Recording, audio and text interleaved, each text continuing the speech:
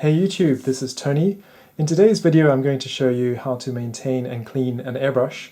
If you've been watching any of my other videos, you'll notice that I've been using the Harder & Steenbeck Infinity CR+.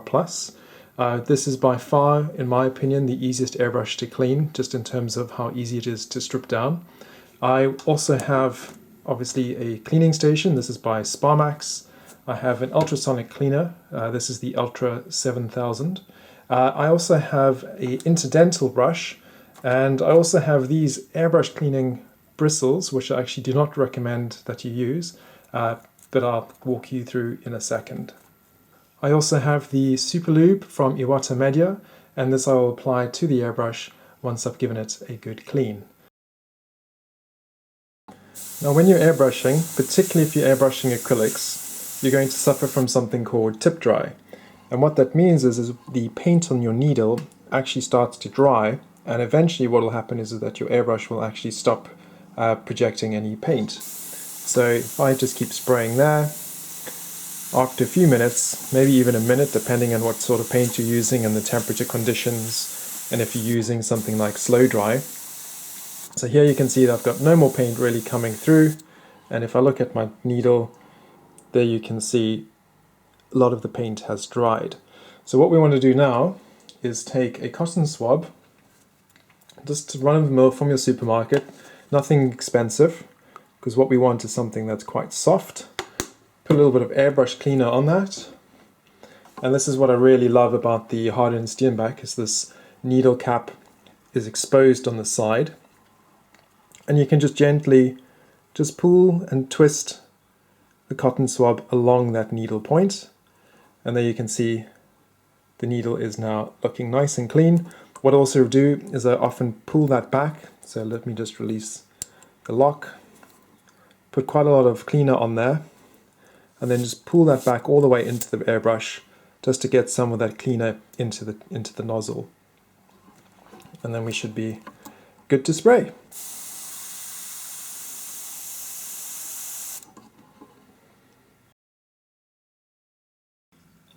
In my cleaning station, I always put a little bit of water at the bottom. What I find there is that obviously if your paint is dripping down into the water, it just makes cleaning the cleaning station a lot easier.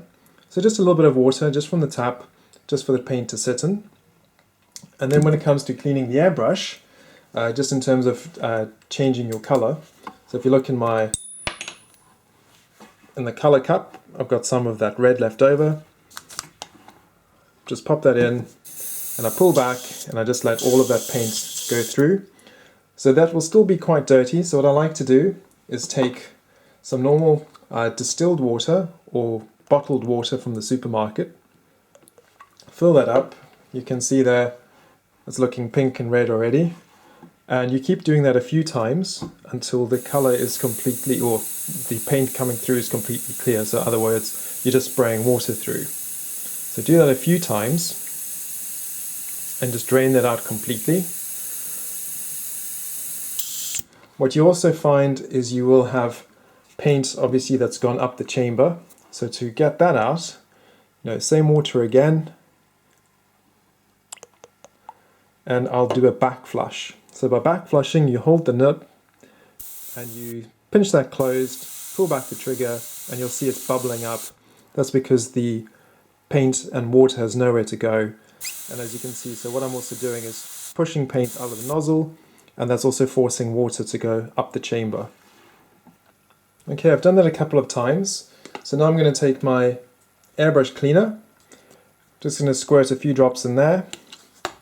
I do that neat from the bottle, I don't dilute that, and I do the same again, just to make sure that I get any of that paint that might have dried a little and the water wasn't able to clear off. So again, just a back flush, drain that out.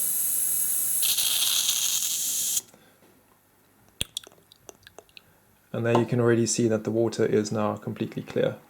I'll do a little back flush again. And there you go. So that is now ready for me to put in my next color. At the end of my airbrush session, I always like to clean the airbrush thoroughly, so I will strip it down. Now the reason I do this is because I don't airbrush every day. It might be, easily a week or 2 weeks before I come back to airbrushing at a time. So what will happen then is you don't want all that acrylic paint to cure in the airbrush, particularly if you're using enamel paint. So what I'll do is I will strip this down and I will use the ultrasonic bath. Before I strip it down, I've already done a clean, so I've sprayed through some of my water, also the airbrush cleaner, just as I showed you a few seconds ago, just so that I don't have too much paint in my ultrasonic bath. So I'll just do a quick disassembly. The hardened steam back's fantastic. It has a quick release at the bottom, so the hose comes straight off. Take the color cap out. So with a little crack there, I just take off the handle first.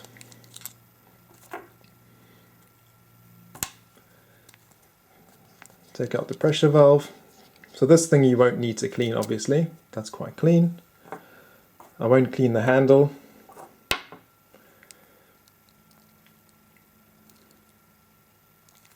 Then I'll take out the needle. So I take the nozzle off first, or the tip, take off the nozzle, and then loosen the needle. I always push that through the airbrush, just because there might be paint on there. So if you look here, even though I just cleaned the red, and the water was completely clear, there's still quite a lot of paint on there that is dry. So maybe that will come off with my fingers, but just spraying it through the airbrush, it's just spraying water through the airbrush, that's not going to make it clean. So there's the needle. I'll just crack this open with the little key I've got.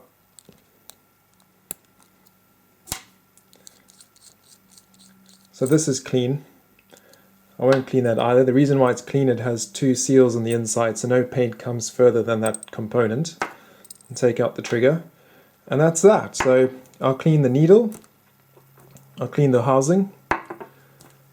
I will clean the nib, just because you might have some paint on the needle protector. And I will obviously then clean the nozzle. To clean the needle, I will use the same cotton swab I used before. And I will just gently push up the needle, just pushing that paint all the way to the tip. I don't want to push back, so as you can see here, this needle is really sharp. So what I don't want to be doing is pushing back, because what I might find is I will prick my finger. It'll definitely make you bleed. Or what will happen is that the cotton swab will get caught in that tip, and you might end up catching the tip and actually breaking the tip off or bending the tip. Remember, those tips are very, very sensitive. So all I'll do very gently is just streak that away and make sure I get all that paint off the needle. Before moving on, I want to just discuss a couple of options regarding cleaning with a bristle. So this is quite a common set that you can get in the market. I bought this from Harder and Steenbeck themselves, I believe. And even then I'm finding I would not want to put that in my airbrush. The wire is really stiff.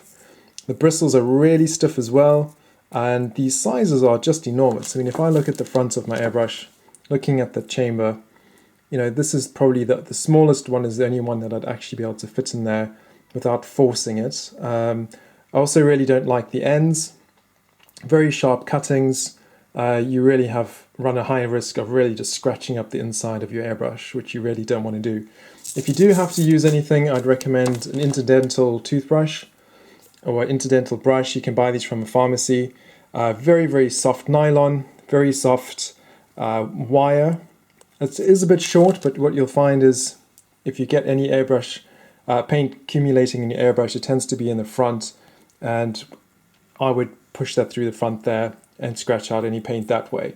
But I find if you keep on top of things, if if you're finishing a session, you spray water, you spray your cleaner through there, you stick in an ultrasonic bath, all of that paint will come out. You really only need to use a brush if, let's say, you've left that for a few days and you haven't cleaned it and the paint is cured. I think that's the only time you really need to start thinking about using a brush. Anyway, let's move on to the ultrasonic bath. I have the Ultra 7000. It's an ultrasonic cleaner from a local electronics store. It was about £30, so maybe $40, $50 in the US. Really not expensive. I do not recommend going any cheaper than that. You do get these jewelry cleaners that are about maybe $10 or $15, so those don't seem to have a high enough frequency. If you're not sure if the cleaner you bought is doing the job, what you can do is the foil test. So the idea here is you take some normal kitchen foil. I've smoothed it out just so you can see that it's looking nice and flat. And you put that in the bath, just maybe halfway in, and let that run for a couple of minutes.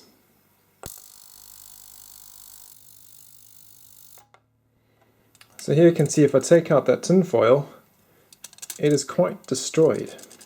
So we'll just hold that up to the camera.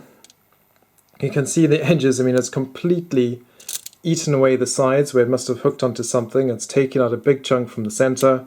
And if I hold that up closer, maybe you can see it is quite perforated. So let me just wipe that clean. There's quite a big hole there and lots of little dimples and little striations compared to the part that wasn't in the water. So that's just a little test you can do to make sure that your ultrasonic cleaner is doing what it says that it's going to do.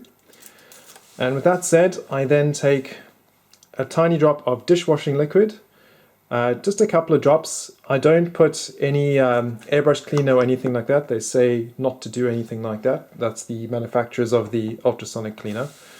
And I will then gently seat those into the cleaner. What I do need to point out is that these things will bounce around a little. So if I just tip that over, the basket has 3 different sections, and what I try to do is keep them quite far away from each other. What I had before was I had one of these one of my nozzles rubbing up against something and actually completely damaged my nozzle. So this kind of sits, the cap sits there in one of those larger pieces. I leave the nozzle on its own and I push the body further away. And I will clean that for about 3 minutes. The clean is now complete, and what you'll find is the warmer should be a little bit warmer. You may also find a little bit of paint floating around. So if I actually take the tray out, what you'll often find at the bottom is you'll see some sort of sediment, just kind of indicating all the kind of muck that you've been able to get out of the airbrush. It's actually quite surprising. And that's pretty much all there is to the cleaning. No rocket science behind that. It's good to then check your parts to make sure they are clean. So, I mentioned before, you could always take a little interdental toothbrush. You could maybe, if you wanted to, stick that through the front and just make sure that you're not picking up any paint on that brush. Also for the nozzle, you can always look through it. So if I hold that up, you can see that the nozzle is looking nice and round, or the opening is nice and round, showing that it's nice and clean. Alternatively, you could always take your needle and just gently put that through the nozzle, and if you just let that drop, there you go. Went through nice and smoothly, just indicating that there's no paint in that nozzle. Also, once you've done cleaning, also good to dry your parts completely. So for example, before you start assembling your airbrush, you do want to make sure that the thread is completely dry. I'll also maybe take a cotton swab, clean that out the inside there, just to make sure that I don't have any water trapped in there, because you don't want to be, packing this away for a few weeks only to find that you've trapped water in there. Okay, so that's nice and dry. Earlier I mentioned the Super Lube from Iwata Media. Some people do like to make something out of glycerin. I, as before, like to use off-the-shelf products just in case I do something to damage my airbrush. So I'll show how I apply that next. So I'll just add a tiny drop, and I'll make sure that I don't run my finger up and down, but I'll rather just go in the direction of the point, just gently pulling away. And I also tend to put just a tiny amount on the actual trigger, just at the base here where there's a bit of wear and tear. So again, I'll just use my finger and just rub that gently on.